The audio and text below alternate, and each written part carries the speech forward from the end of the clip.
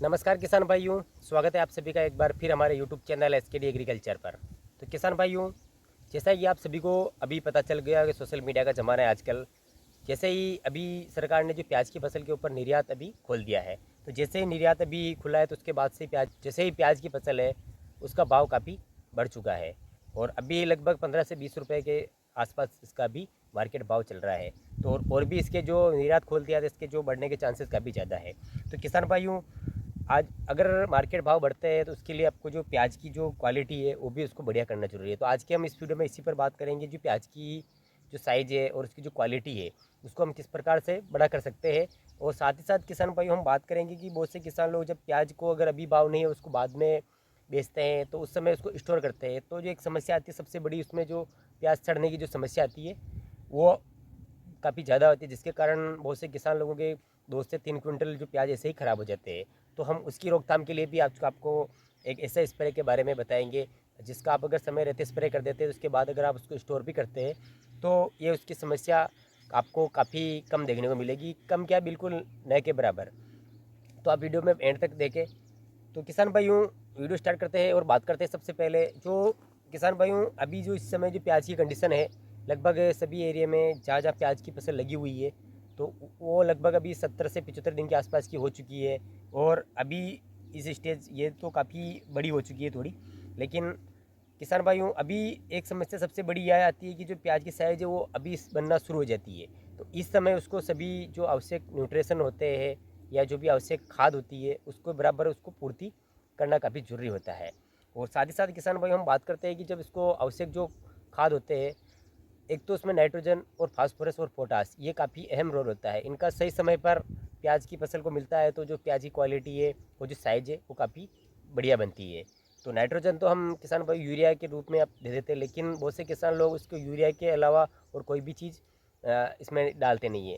और बहुत से किसान लोग कैल्शियम नाइट्रेट डाल देते हैं और वो डाल उनसे ये सोचते हैं कि भाई इससे हमारी जो प्याज की साइज़ है वो बढ़ जाएगी, लेकिन ऐसा बिल्कुल नहीं होता है।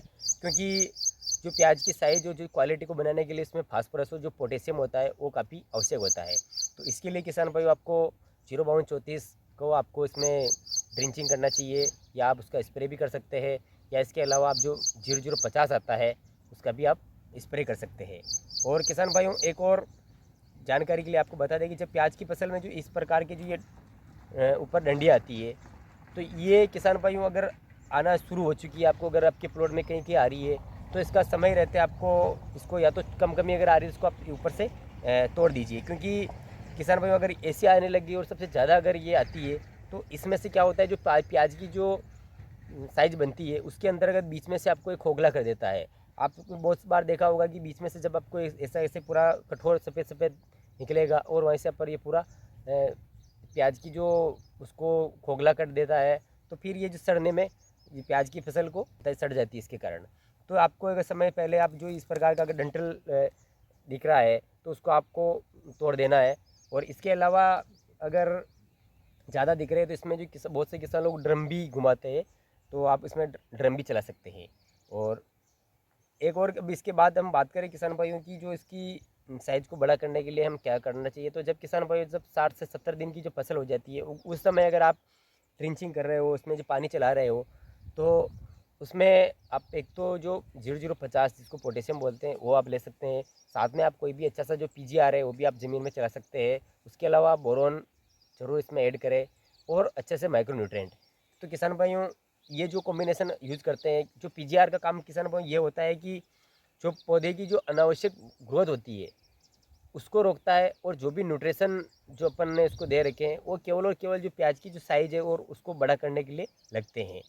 तो जो PGR अनावश्यक वृद्धि को रोक देता है, तो इसके लिए आप कोई भी जो PGR ले सकते हैं, जैसे कि बायर कंपनी का इग्निटस ले सकते हैं, तबोली ले सकते हैं, और जब सिजेंडा कंपनी का कल्टार ले सकते हैं, लियोसिन ले सकते हैं BSF कंपनी का, और गड्ढा केमिकल का जो चमत्कार आता है वो भी आप ले सकते हैं। मार्केट में बहुत से PGR अवेलेबल है, आप इनमें से कोई भी आप ले सकते हैं।